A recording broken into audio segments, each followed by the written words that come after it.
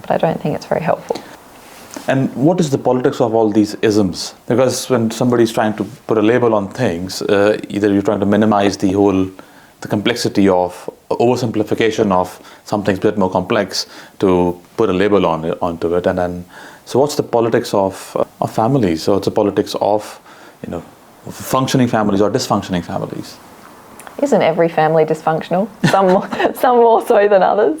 I think when people come out with ideas, I think they're angry at where they've come from, and they set out to change it. I will never be like my mum, or I will never be like my dad, or I will do this, or I won't do that.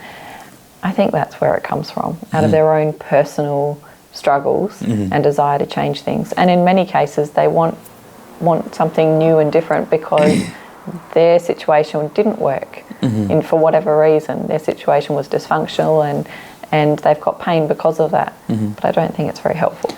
In functioning civil societies, what's the role of government to play to make sure the society is cohesive, the society is functioning, and then we are moving forward in the right direction, and we are fair and equitable to majority of Australians.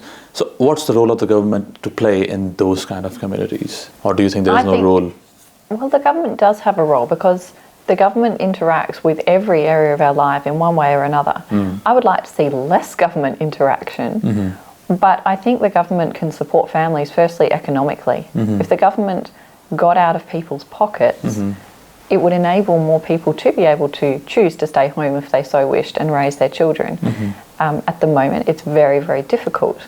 If we started putting forward policies and ideas which encouraged people to have families, which promoted families, I think we would see a shift in culture. And I know that some of the European communities are starting to do that, to reverse negative birth trends and things like that. Hungary's got some tax policies which they're trialling, and I think it's time that we actually started looking at that ourselves, because once we lose our families, once we lose our birth rate, we're going downhill from there. So I think it would be really good to have a look at putting families back in the centre of policy, back in the centre of priorities, rather than trying to cater to minority groups and minority politics. It's not working.